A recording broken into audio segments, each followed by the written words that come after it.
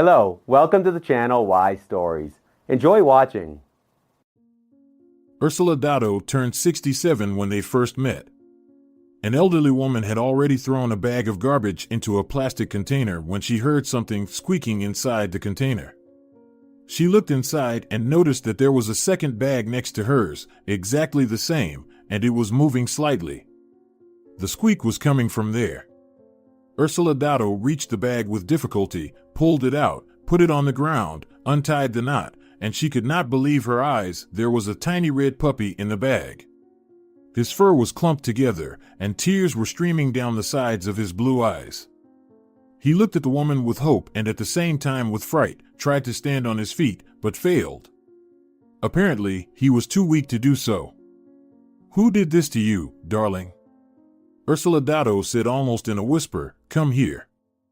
And she carefully took him in her arms and, straightening up, pressed him to her chest. The puppy licked her hand.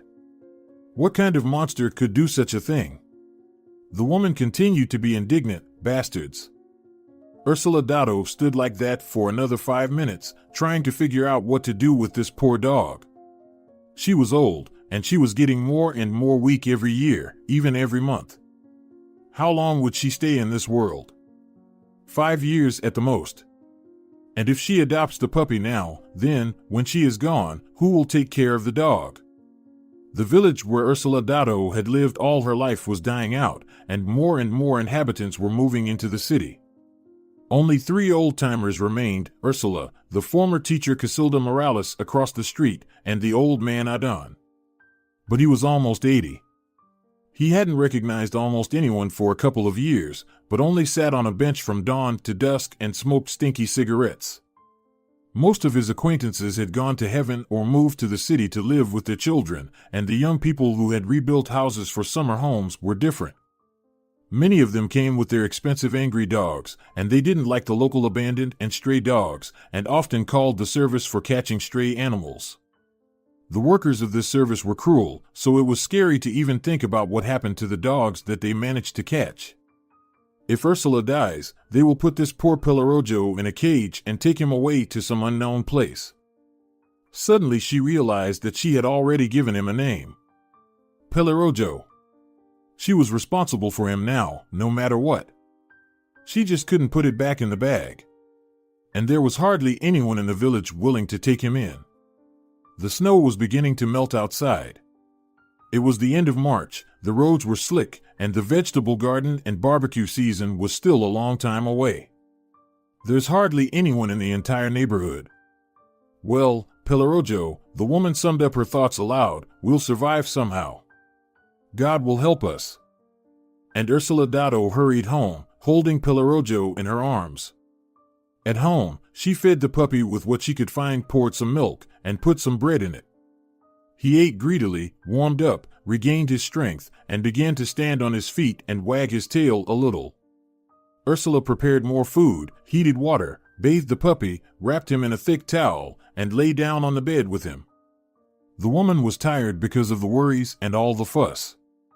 She woke up an hour later, and the first thing she saw before her eyes was Pellerojo's smiling face. He was looking at her just like a human, sticking his face and front paws out of the towel. "Well, are you warmed up?" Úrsula Dato smiled back at him. "Let's go and find you a place to sleep." And the woman started fussing around again. She even felt more energized, and her mind became more clear. Now she had someone to take care of, something to plan for the days ahead. During the last 2 years, her evenings were similar to each other, and not only did Úrsula begin to mix up the days of the week, but sometimes she did not immediately remember what month it was. 2 years ago, her closest friend had died, and then her son and daughter, who now lived in the south by the sea, put an ultimatum to her: she has to finally move in with them, otherwise, they don't promise to visit her in the village even once a year. "We have a lot of work, we can't come visit you," they said. Her daughter gave birth to her 3rd child, while the 2 older ones had already entered university. And her son had recently divorced and was in a legal battle with his second ex-wife trying to get permission to raise their child. Needless to say, Úrsula didn't want to leave the village. She was born here, Here she spent her hungry childhood during the war years. Here, together with her mother, she waited for several years for the return of her father who was missing at the battlefront. But he never came back. Her mother, realizing that her husband would never come back, quickly got sick and died, leaving the 16-year-old Ursula alone to struggle with the difficult post-war life. She had to drop out of school, work as a milkmaid, and run the farm. And she withstood it. Many of her friends left the village to go to college, and none of them came back. They persuaded her to leave too. Spinners and weavers were in demand everywhere. One day Ursula met a city man who happened to be in the village by chance. He almost talked her into working at his factory in the city, promising to help her with everything when she arrived. But a month after his departure, the girl realized that she was pregnant. She wrote letters to this man, asking him about what to do now, but he never replied. And now 18-year-old Ursula had also to raise her son all alone, without any help.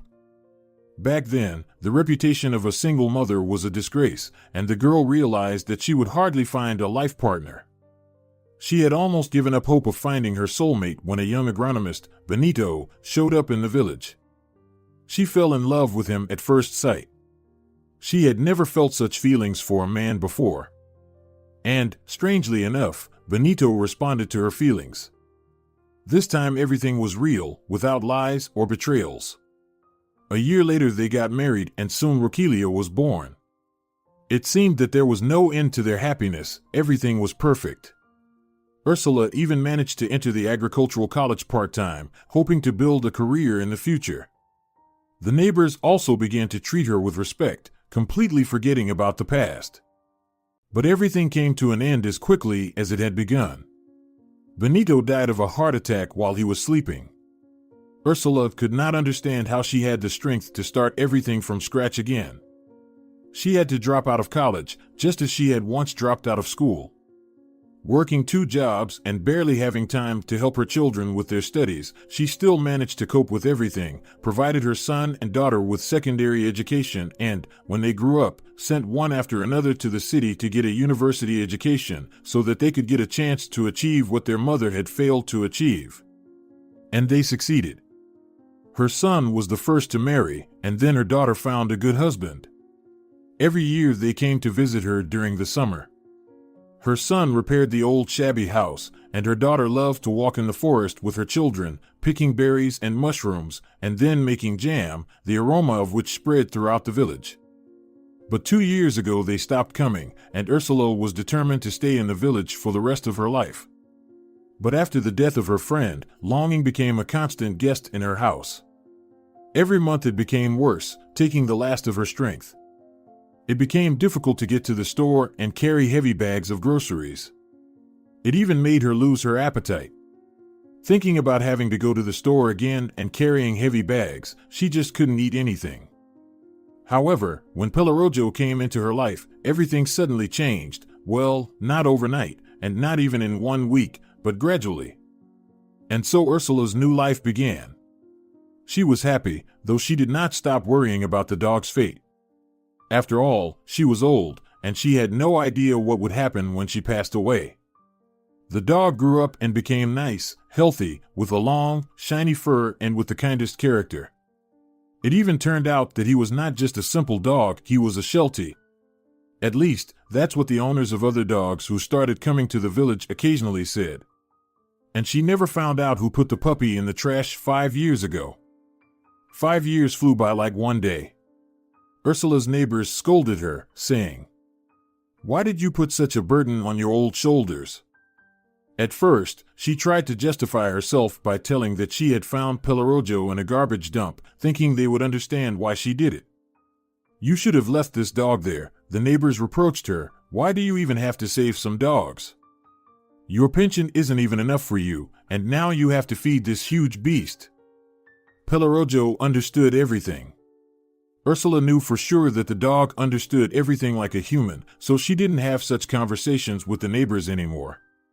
In fact, he wasn't that big and didn't eat that much, it was just the thick fur that made the dog look huge. When Ursula bathed him, he became really tiny. But he liked to walk a lot. In the fall, they went mushrooming together. Ursula could not distinguish a mushroom among the mottled fallen leaves anymore due to her poor eyesight. So Pellerojo assisted her. He could find good mushrooms by sniffing and called Ursula by barking. Úrsula Dato loved such hikes. But one day on one of such walks she suddenly felt unwell, her heart ached. She had heart problems before, but she had never felt this bad before. The woman sat down on a stump to have some rest, but she could not get up again, she lost consciousness. Pellerojo ran around her for a minute, whining, barking, and licking her pale face with his rough tongue. Then realizing that his mistress would not be able to come to her senses on her own, he rushed into the village, attracting the attention of everyone he met with his loud barks. Strangely enough, the first to react was Adon, who, despite his old age, was still on duty on the bench outside his house. He dropped his cigarette, went to his neighbor, and asked him to go after Pellerojo and check if something had happened to Ursula in the forest. The neighbor reluctantly agreed and got there just in time.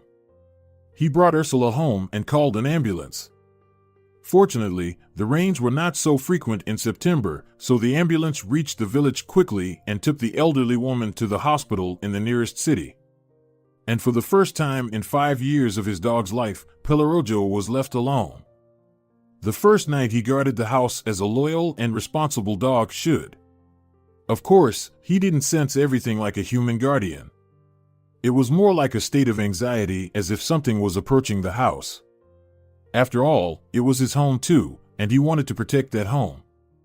Unfortunately, the temperature had dropped a lot during the night. The stars shone brightly in the sky, and the huge moon of an unnatural color, which seemed to Pellerojo gloomy gray, floated above the tops of the spruce trees. And he had an unbearable urge to howl. He thought of his helpless mistress when they had dragged her on a stretcher into the iron box on wheels, and a longing seized his little dog's heart. He couldn't help it, and whimpered loudly, turning to a howl. His song was immediately echoed by the other dogs who were still in the village with their owners. People in neighboring houses began to turn on their lights and scold the dogs. Pellerojo fell silent. No, howling and complaining won't help, he has to do something else. Nothing will probably happen to the house anytime soon. The first thing to do was to find Ursula and listen to what she would say if she regained consciousness. Pellerojo went through hundreds of smells in his mind, focusing on one of them. It was the smell of that iron box, unique, unlike anything else. It was the smell of all the cars that came into the village, and then. Also, it was the smell of the little white circles that Ursula took every day with water. In addition to this bouquet, there was something similar to the smell of Adon when he was drunk. It was a unique combination that could not be mixed up with anything else. Pellerojo ran out onto the road and, finding the trail of the ambulance, ran with his nose bowed low to the ground. The remaining scent mixed with the scent of asphalt, dirt, and pine tar was enough to keep him on the right track. The sun had not yet risen above the horizon when he came to the emergency ward building of the first city hospital. All traces were lost here. He must get inside to continue the search. People would occasionally come out of the building, looking at Pellerojo, nodding their heads, or smiling. Someone even tried to pet him. It made Pellerojo a little tense, but he allowed it. When the door was left open for a couple of seconds, it was enough for him to detect the scent of his mistress. She was definitely there, in the depths of a gloomy gray building. Well, the building wasn't gray, it was dark red, but Pellerojo, like all the dogs, didn't see the difference between red and gray. A young girl in a white uniform came out of the hospital in the afternoon. The dog smelled Ursula's scent on this girl especially clearly. Pellerojo even stood up and wagged his tail, looking at the stranger questioningly. "Doggy," the girl said, smiling, "what a cute boy. Who are you waiting for? Are you here to see someone in this ward?" The girl bent down and held out her hand to him. Her hand smelled of medicine and strawberry soap. They had the same soap at home. Pellerojo licked the warm palm. "Poor baby," the nurse continued to speak to him. "I'll ask in the wards whose dog could come here. Actually, yesterday an ambulance delivered an old lady, Ursula." Pellerojo barked after hearing the familiar name. The girl shuddered slightly and pulled her hand away. The dog whined, for he didn't mean to frighten the girl. To calm the stranger, Pellerojo stood up again, wagged his tail, and began to bounce with his front paws. The girl smiled again, understanding him correctly this time. "So, Ursula?" She repeated the name. Pellerojo barked again. "Okay, buddy, I got it. I'll ask her when I get back. She came to her senses, so don't worry. But to be honest, your owner is still very weak, and anyway, we can only wait and pray to the Almighty." Pellerojo didn't know many words and didn't understand all the details of what he heard. He only knew 3 words: Ursula, good, and Almighty. But this was enough for him to conclude that this girl knew Ursula quite well, that Ursula was now conscious, and that some circumstances prevented him from certainty. In the past, Ursula had always mentioned Almighty when she felt anxious. The girl walked away. Pellerojo moved closer to the door and lay down. He would stay here for as long as necessary. Though, he continued to worry about the house as well. The dog realized he couldn't leave this place now, but he knew he had to somehow be near the hospital and at the same time keep the house safe. The nurse's name was Romina. She had only been working at the hospital for 2 months. She was very young, just graduated from university. She was a kind and romantic girl. The gray and gloomy hospital's everyday life didn't change her perception of her chosen profession yet. At first, she thought everything would be fine once she gained experience at the hospital.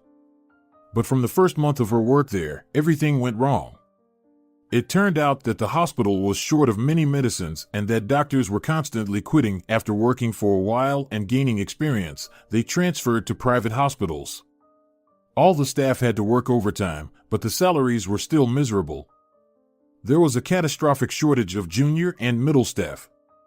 Many orderlies often drank alcohol at work and often took money from patients for the most basic services they were supposed to provide anyway. Romina didn't understand why they did it, because it was inhuman.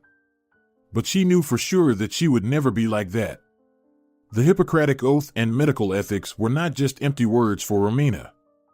When she returned from the therapeutic unit to the surgery unit, she went straight to Úrsula Dato's room, just as she had promised Pellerojo, who continued to lie near the entrance. Ursula had lost a lot of weight in just 24 hours. Her pale face had dozens of new wrinkles, her eyes turned colorless, and looked with longing and despair.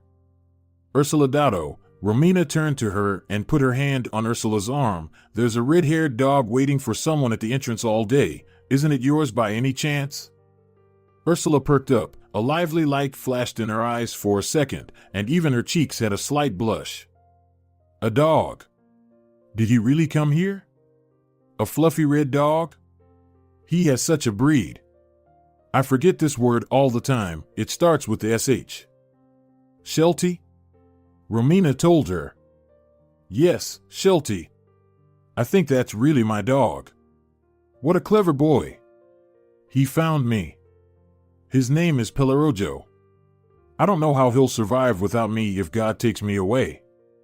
"Don't say that, Úrsula Dato. You are a fighter, and you will definitely win this battle with the disease. I'm sick of fighting for my life. I feel I don't have much time left. Honey, could you bring Pellerojo here at least for a moment? I'd say goodbye to him and give him some guidance, or it would be a shame if I left without saying goodbye to my only friend." Romina realized that there was no point in arguing with Ursula now, and her condition was really critical. Her heart was barely functioning. All the tests were taken and the results said that it was impossible to perform the surgery. Her weak body would not survive. The only thing left was to hope for a miracle. But Romina couldn't say anything comforting. Animals are strictly forbidden in the hospital. She said, "The only thing I can do is bring your dog here at night while everyone is asleep. I'll stay for the night shift tonight. If Pellerojo is still here, I'll try to bring him to you. But I can't promise, you know. Okay?" "All right, darling," Ursula nodded. "I understand. I don't want you to get in trouble because of me. But Pellerojo and I are family, and he has no one else but me. If it wasn't for him, I would have died a long time ago. He gave me the meaning of life and gave me strength. I'm sorry I can't repay you for your kindness, Romina. I'm very grateful to you. Come on, Úrsula Dato, Romina interrupted her. I'm just doing what I'm supposed to do, helping people. Okay, you need to get some rest now. I'll come back in an hour to give you an injection. Úrsula didn't say anything but closed her eyes and a tear rolled down her cheek. In the evening, Romina bought some dog food and a small bowl at the nearest store. She poured water into the bowl and put the food on the grass near the entrance. Pellerojo drank some water but didn't eat at all. He tucked his tail, as if apologizing to the girl for his lack of appetite, and curled up again by the door. Romina said something to him. From the familiar words and her tone, Pellerojo realized that she had kept her promise and that now he had a chance to get inside the hospital. But when? He didn't know that. He couldn't stop thinking about the fact that no one was guarding the house, but he couldn't move away from the hospital now. Unpleasant feelings began to squeeze his heart. At first it was like the little droplets that fell from icicles in the spring, but soon it was turning into streams. The premonitions rang in his head, rattling and shrieking unpleasantly. The heart was beating increasingly faster. By midnight, Pellerojo was seized by panic. He got up and started scratching at the door. Fortunately, the door opened and Romina showed up on the doorstep. "Are you here, Pellerojo?" she said quietly. "What a good boy. Let's go quickly.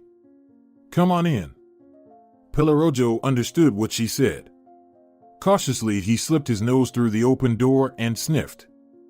His heart pounded even harder. "Be careful, please," Romina said in a whisper. "Don't bark, just follow me quietly."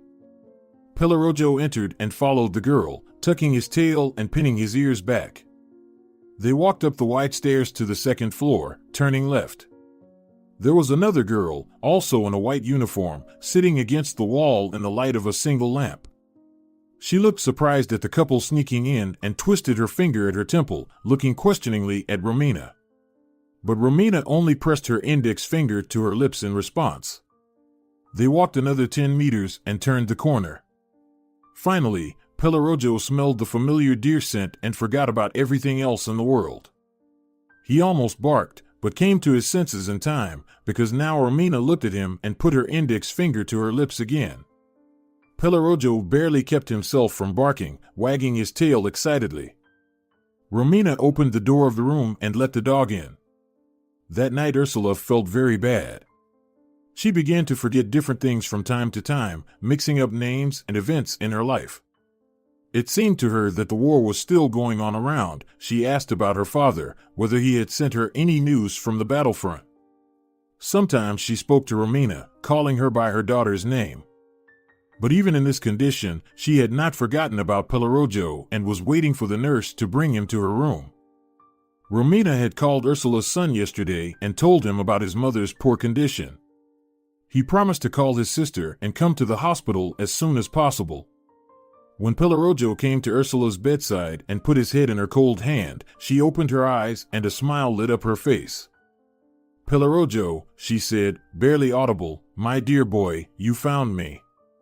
She wanted to stroke the dog's head, but her hand was no longer obeying her. "I'm sorry I left you alone. But that's what life has decided," she continued, sighing heavily with each word. "But you and I knew it. We always knew it would happen someday. I'm sorry. I guess my time in this world is over." The dog kept his eyes on Úrsula, listening to every word she said. She could barely speak, but Pellerojo didn't need any words. He could hear everything, how hard her heartbeat was, how her chest wheezed, and how slowly the blood flowed through her veins. And the most important smell of Úrsula became barely recognizable. To Pellerojo it was the smell of the sun and the stars in the clear night sky. It was the smell of life. If he knew anything about the soul, he would have thought that this was the smell of the soul. Every person has the same base of this smell, and only slight nuances bring in the peculiarities of a unique personality and some kind of kinship code. The dog could easily identify relatives, friends, and strangers by smell. Another 10 minutes passed in complete silence. Romina stood at the door of the room and cried quietly. The cramped space was barely illuminated by a dim lamp and a street lamp, the light of which, tangled in the foliage of the tall linden trees, showed strange shadows on the wall. There were two other elderly women in the room with Ursula, but they were asleep and couldn't see that strange night scene. Then Ursula closed her eyes, took a deep breath, and fell asleep forever. Pellerojo shuddered, bumped his nose into her palm, then turned around and looked at Romina as if looking for an answer. But she covered her face with her hands and didn't see the dog's questioning gaze. That was it. The scent of the soul had finally left Ursula's body. Romina was afraid that now it would be difficult to get Pellerojo out of the hospital. But when she calmed down a little, she approached him and wanted to say something, but he rushed to the exit, so she caught up with him only at the door of the emergency unit. Romina let him out, and he immediately ran off toward the highway. Pellerojo headed toward his house. Suddenly something told him that he must be there now. Because if Ursula's soul isn't here, she could have gone back to the house. Where else could she have gone? Of course, the dog couldn't make long logical chains. He had a different way of thinking. Ideas and sequences of action flashed through his mind all at once in one piece. And if the ideas looked like they had the right shape, then he could follow them without any doubts. But this last idea turned out to be awkward. Something was breaking its smooth edges all the time, forming some kind of holes. After running along the highway for about a mile, Pellerojo stopped. No, that's not where he should go. Ursula is not at home. Something is trying to trick him, to mislead him. He should go back. This idea looked definitely like the right one. Pellerojo turned around and raced back even faster. He made it just in time. The gurney with the body of the deceased Ursula was already on its way to the nearby morgue. Pellerojo could smell that it was Ursula in the black plastic bag. An orderly was pushing the gurney, and Romina was walking next to him with papers in her hands.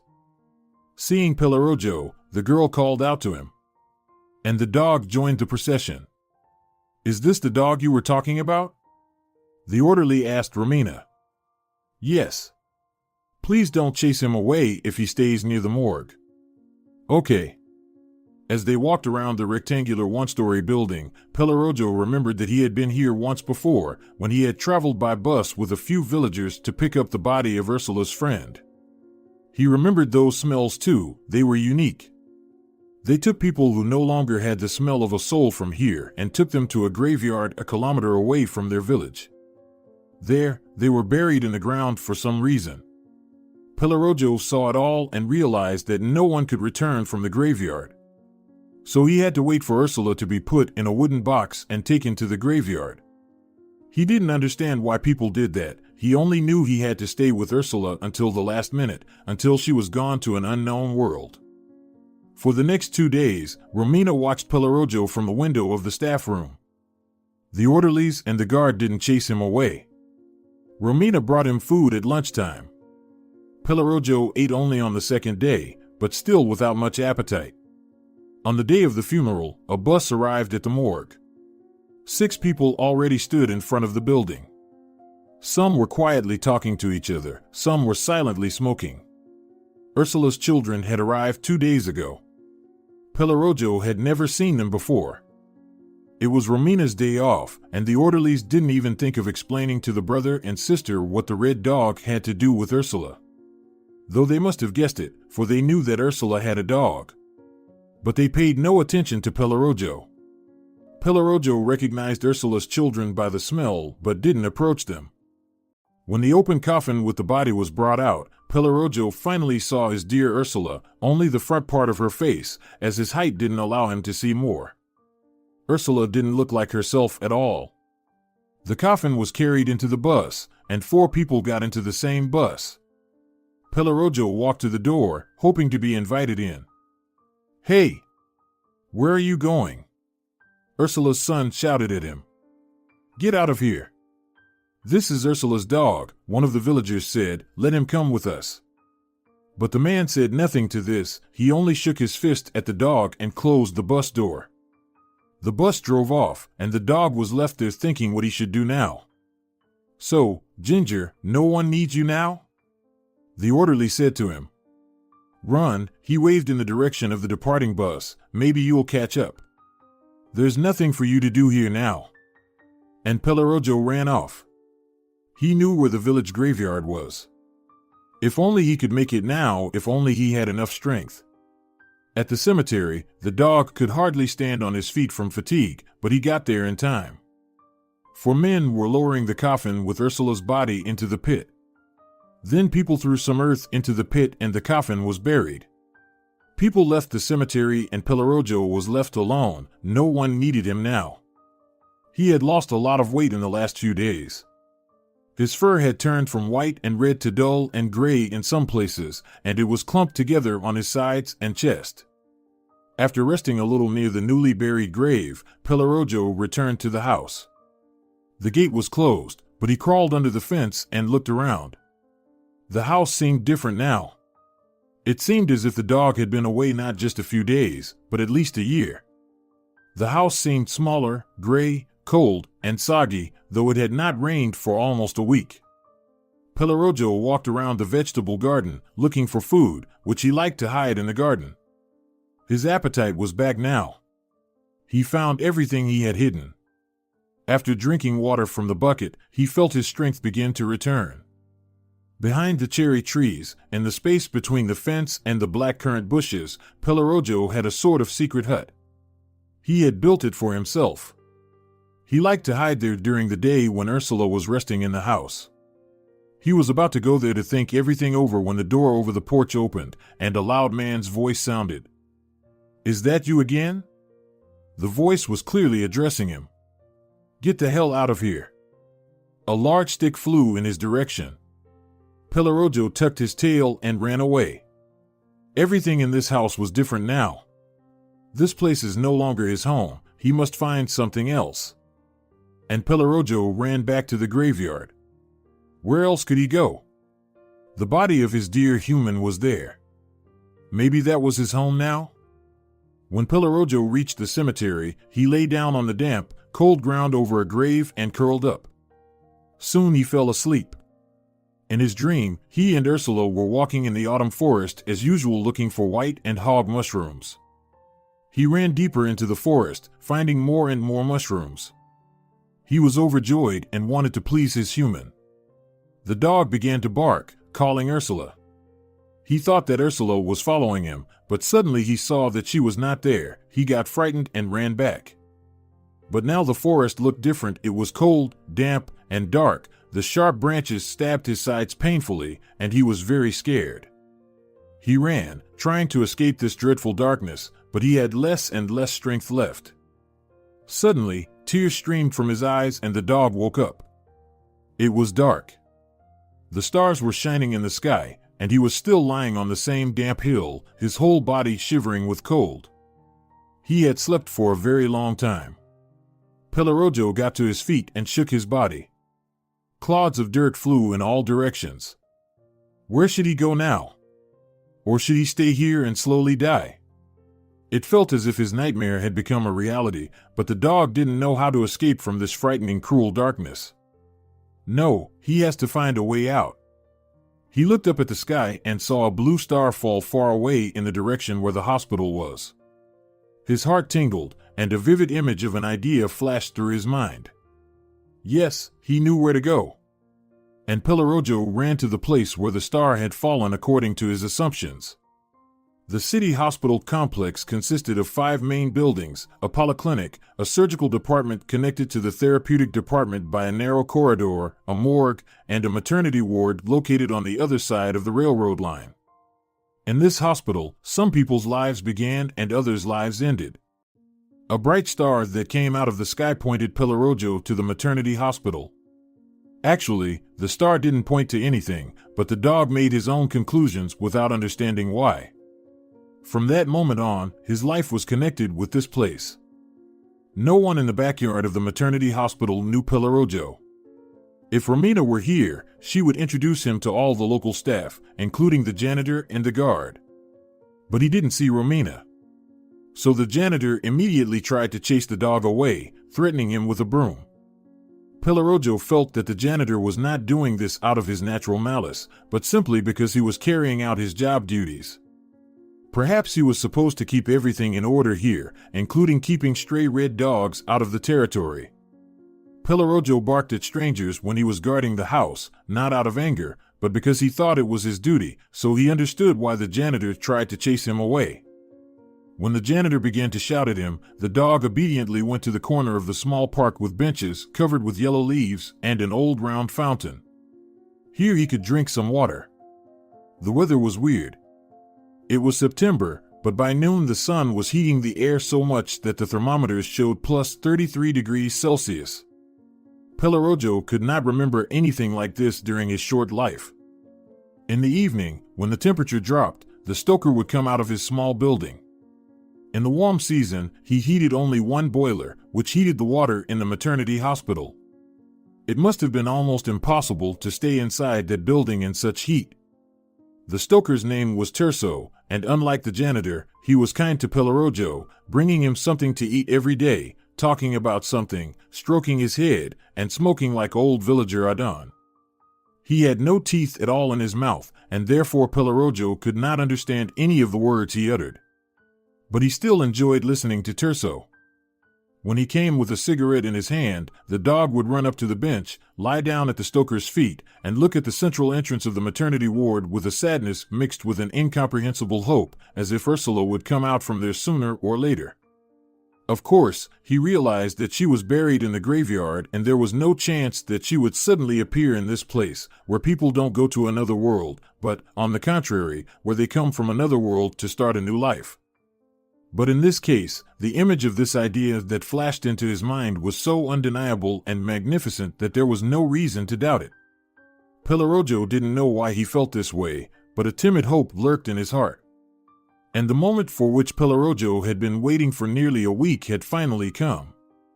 One morning, when the sun had no time to heat the air yet, a green car pulled up in front of the maternity ward and a young man in a suit with a huge bouquet of flowers got out.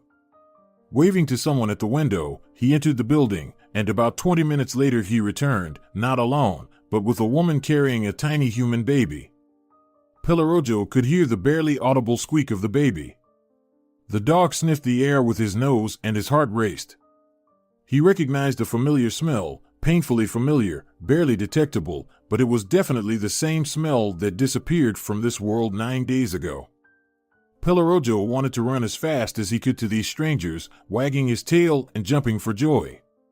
But he managed to restrain that impulse and approached them slowly and cautiously. The couple with the baby noticed him. "Look who's here," the girl said, carefully turning the baby toward the dog. "A doggy. Look how cute it is." "Hello, cutie." The man smiled, too, but he was still tense. It was understandable. A strange dog approached his family, and he didn't know what to expect from it. Pellerojo wagged his tail and stuck out his tongue. The baby couldn't see him, unable to focus on anything yet, but the dog could see the baby, and now he knew he was not mistaken in his expectations. This was the little human he had been waiting for so long. Now they must not part. The dog must follow this baby everywhere, wherever these kind people take her. "All right, get in the car," the man said to his wife. "Let's go before the heat starts." They got into the car, started the engine, and drove off. Pellerojo followed them. These kind people who had suddenly entered Pellerojo's life were Silvina and Santiago. They had been married for 3 years. They had a modest wedding just after graduating from the veterinary college in the capital. Back in their hometown, they got a loan and opened their own veterinary clinic, and soon it became the most popular clinic in the neighborhood. They managed to repay the loan quite quickly, but there were other problems related to the fact that clients from competitors began to come to their clinic. The competitors apparently didn't like it, and they did everything they could to make Silvina and Santiago's life more difficult. Once they even tried to set the clinic on fire. By coincidence, the bastard who tried to set the clinic on fire was scared off by a police officer returning home after his shift. The situation was getting more and more tense every month. They had to hire people from a professional security agency. Unknown people called them and threatened them. Nerves were on edge.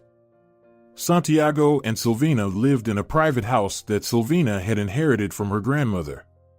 As Pellerojo learned a little later, they had no pets, except for a flock of pigeons, for which they built a very nice dovecot. In general, the birth of their daughter was a miracle for them. All the doctors claimed that Silvina will never be able to have children. They explained it with some medical terms, and the couple understood that as well, judging by the tests. They began to think about adopting a child. But considering all the pros and cons, they decided to wait another year and a half. They even went to a remote village to some witch doctor hoping that maybe she would help them. But the old lady gave them very vague and florid predictions, saying about some mysterious dog, which will determine whether their dream of having a baby will come true or not. For the first year, they even began to pay special attention to the dogs in their clinic, trying to believe what the witch doctor had told them, but soon they gave up. However, when they had almost accepted their fate, Silvina got pregnant. It came like a thunderclap. They should have been overjoyed, but they were scared. From that day on, all their efforts were focused on not losing the baby. Weekly appointments with doctors, tests, special nutrition, everything was focused on providing Silvina with the best possible conditions and full control. Thankfully, the threats from competitors seemed to have stopped. It seemed that everyone accepted the success of the clinic. Santiago even decided not to have any security guards, leaving only video surveillance and alarms. After Silvina was admitted to the best maternity hospital in the region, Santiago couldn't relax. He visited his wife every day, sat under the windows, and wandered around the park until his wife asked Santiago to stay at home for the last week or go to work.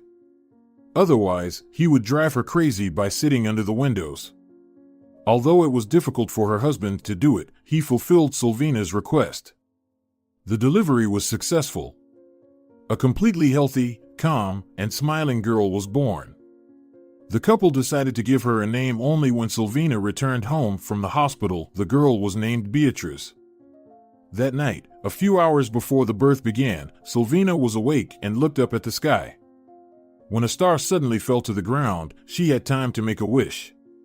And as soon as the bright that rapidly crossed the horizon melted, childbirth began. Silvina didn't know that at that very second, Pellerojo was looking at the same star a few kilometers away, thinking of his dead human.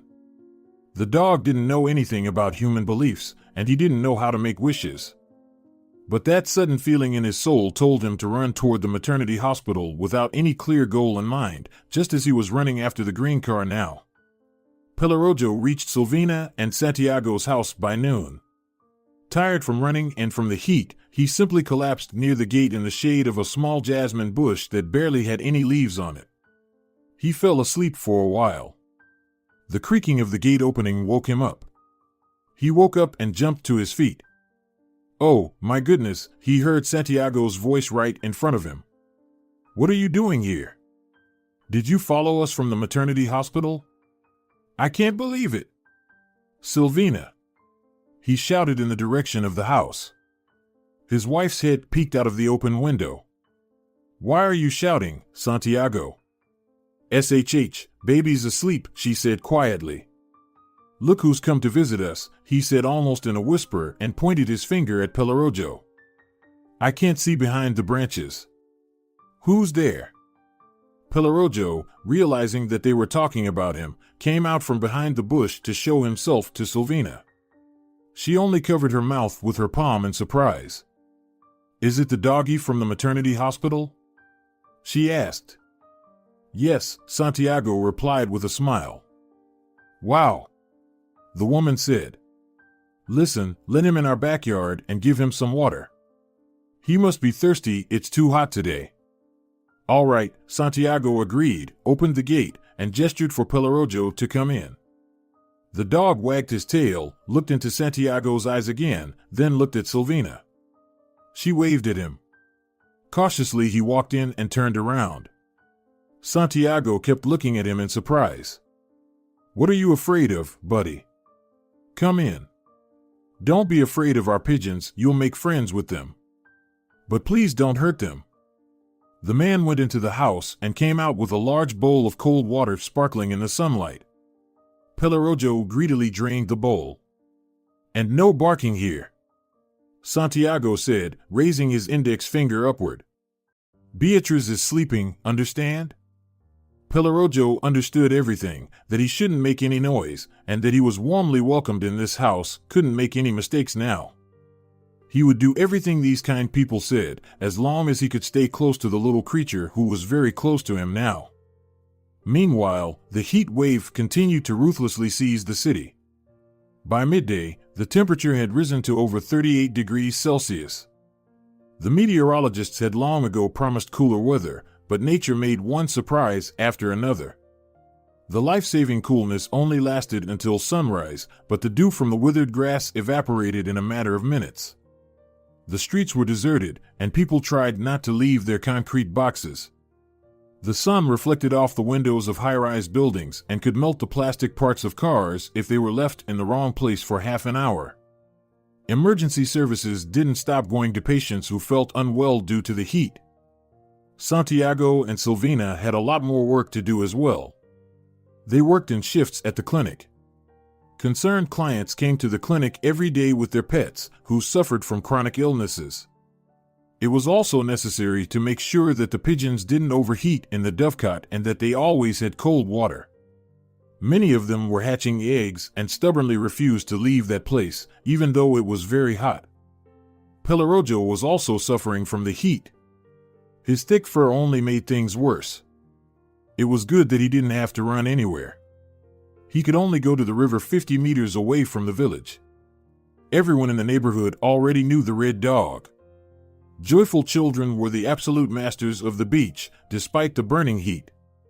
The children splashed in the water from morning to evening and gladly welcomed the dog into their games.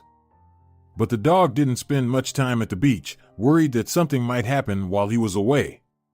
He would spend no more than 20 minutes there and then quickly run home, to Beatriz and the kind people who sometimes even let him inside the house. Santiago and Silvina had 2 cars. Silvina had a green car, the one her husband had driven to pick her up from the hospital, and Santiago had a dark blue car with a spacious cabin and a powerful engine. It was the hottest day of the summer, and ultimately it would be the most important day in Pellerojo's and Beatriz's lives. The dog's heart had sensed trouble since morning. It was as if notes of impending misfortune came with the smell of burning leaves. After feeding Beatriz in the morning, Silvina went to work as usual. Pellerojo didn't go to the beach today. Something was holding him back, not letting him move. And his premonitions had not deceived him. At midday, a very nervous Santiago came out of the house with Beatriz in his arms. This had never happened before. Early in the morning or late in the evening, Silvina would go out with the stroller to walk with the baby to the river and back. Pellerojo always walked with her at such times, constantly scanning anyone they met along the way for threats. Strangers rarely came there, and it was always safe, but the dog felt it was his duty to protect his family. Pellerojo remembered the day when Úrsula felt unwell in the forest, and what happened afterward. No one would risk taking Beatriz out into the heat, and no one would put the infant in the car. The overheated car was radiating heat as if it was a stove. If Santiago dared to go outside with Beatriz in this heat, something bad must have happened. Pellerojo wanted to jump into the car too, but Santiago gestured to stop. "Wait here, buddy," he said sternly. "Don't worry, everything's fine. I'll be back soon." But the man failed to reassure the dog. Pellerojo knew from the tone of his voice and from the smell that disaster was coming and that there was nothing normal about the situation. As soon as the car moved from the spot, Pellerojo immediately rushed after it. Santiago drove slowly because Beatriz was in the car. He turned on the climate control, but it refused to work when the car got on the highway. Luckily, the air conditioner had time to cool the car down a bit. 10 minutes ago, Silvina called him and told him she got into an accident. A cargo truck hit her car. The driver fainted before he could stop. Her car was badly damaged, and she bruised her ankle. The police arrived quickly, but the paperwork and medical reports would take a long time. Unfortunately, she hadn't locked the clinic door. She had suddenly run out of bandages and had hoped to make a quick trip to the nearest pharmacy. Please stop by the pharmacy on the way, his wife said over the phone, buy 10 packages. There's a dog in the clinic with a wound that needs to be treated and bandaged. But I can't leave Beatrice alone. Confused, Santiago said. Put her in a carrier and drive carefully with her. It is not hot in the clinic, the air conditioner is working. I will sort everything out soon and come to you. Don't worry about me, I'm fine. When Santiago drove up to the pharmacy, it was already quite hot in the car. He had to act quickly. He had to buy everything he needed and get to the clinic in 5 minutes. The city roads were empty. Santiago tried to turn on the climate control one more time, but it didn't work. He slammed his fist on the panel in despair and frightened even himself. Oh, baby, he said quietly to his daughter, I'm sorry, Daddy's a little upset. Beatrice opened her eyes but was calm. Santiago parked 100 meters away from the pharmacy because it was the only place where there was shade from the trees. He got out of the car, turned the corner, and disappeared from the sight of Pellerojo, who had barely caught up with him. Pellerojo didn't follow him but stayed by the car. His eyes were blurry, and he barely had enough oxygen to keep himself on his feet and not fall over. He was terribly thirsty. But despite the fog in his head, the dog sensed that Beatrice was inside the car, and therefore he must stay there and wait for Santiago. Meanwhile, Santiago encountered unexpected problems. There were 2 other customers in the pharmacy who were talking to the disgruntled salesman about something. They looked like criminals. Under different circumstances, Santiago would just go out and look for another pharmacy. Both of them were shirtless, tattooed to the point that the designs made his eyes twinkle. Moreover, judging by their speech, they were drunk or high. Standing behind them, Santiago wanted to wait his turn, but the men continued their conversation without buying anything. Guys, Santiago couldn't stand it, let me buy some bandages quickly. My kid is in the car, I can't leave her for long. One of them slowly turned around, squinted his eyes as if evaluating Santiago, and slowly said in a creaky voice, Don't you dare call us guys, show some respect. You have to wait until we finish our conversation, and he turned away again. Santiago was indignant. Can you be quicker then? He exclaimed, You're not the only one here. Shut the fuck up, said the second of them, not even turning toward Santiago. Mr. Santiago turned to the seller, who also clearly wanted to get rid of these insane visitors, but could not object to them. Could you please give me 10 packages of bandages and 5 vials of peroxide? I'm in a hurry. Are you out of your fucking mind? The first one turned to him again. We have an important purchase too. Wait, as we told you, and don't make a move. The salesman was probably scared because he pulled out a pack of some pills and placed them on the counter in front of the 2 creepy customers. Sweat was rolling down his face. Just leave, he said, you don't have to pay.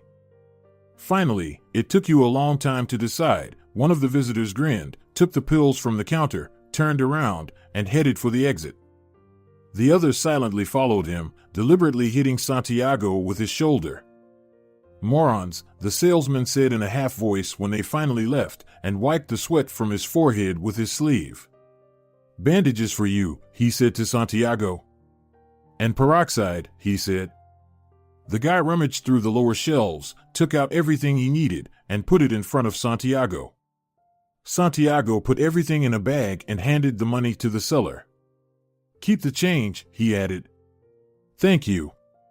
The salesman didn't say anything, but his eyes showed gratitude. Santiago ran out into the street, but as soon as he reached the corner of the pharmacy, one of the guys from the pharmacy suddenly appeared in front of him. A thin blade, more like an awl, gleamed in his hand.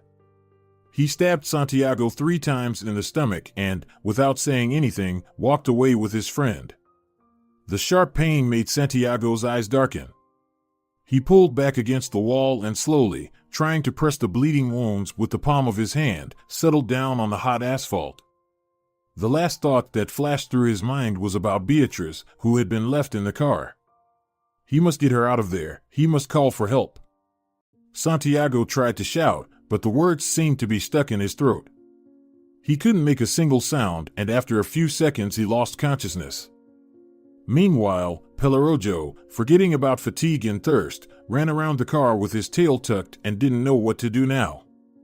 Standing with his paws on the hot car, he tried to look into the cabin to check if Beatrice was all right. At first, she was just moving her arms, and then she lost her pacifier and began to squeak softly. What should he do? Pellerojo looked around again but didn't see a single person on the horizon. He must find Santiago and hurry him up. The girl can't stay in the locked hot car any longer. So the dog rushed toward the pharmacy. But there, he saw an even more horrifying sight. Santiago was bleeding sitting on the hot pavement. Pellerojo licked his face, poked him in the shoulder with his nose, and barked in his ear, but Santiago didn't react. Maybe there's someone inside the pharmacy. Pellerojo started bouncing in front of the front door, barking loudly and banging on the glass with his front paws. Fortunately, the salesman came out hearing this noise. He looked at the dog in surprise, then saw Santiago, turned pale, and rushed to the phone to call an ambulance. Thank God, half the job was done. Now he has to somehow get the guy's attention to the car. Pellerojo continued barking. The salesman came out into the street again. He had tampons and bandages in his hands. Covering the wounds on Santiago's stomach, he pressed the tampons with the bandages, trying to stop the blood. Santiago opened his eyes slightly and looked around in confusion. Seeing Pellerojo, he smiled slightly. Then he realized something, grabbed the guy fussing around him by the shoulder, and said quietly, "My daughter is in the car. The dog will show you the way." He pointed his finger in the direction where he'd parked the car 15 minutes ago. "Here are the keys." Pellerojo calmed down a little, realizing that Santiago was alive, and, running a little away, barked again, as if urging the salesman to follow. "Okay," he said, taking the keys from Santiago's hand, and followed the dog. When he reached the car, he looked inside. The baby was no longer moving. The pharmacist opened the door. He felt a wave of hot, stifling air inside. The guy grabbed the carrier and walked briskly back to the pharmacy. It wasn't that hot inside, the air conditioner was working. Wetting a towel with cold water, the guy began to wipe the baby's face. She started moving her arms again and opened her eyes. By that time the ambulance arrived, followed by the police. The paramedics put Santiago and Beatrice into a car and drove away. The police stayed there to talk to the pharmacist, who could guess what had happened when Santiago went outside, although he didn't see anything himself. Luckily, there was a security camera there and the police saw everything on video. Now Pellerojo could calm down and slowly walk toward the hospital. He knew very well where that painfully familiar iron box on wheels was taking people. And he was not mistaken.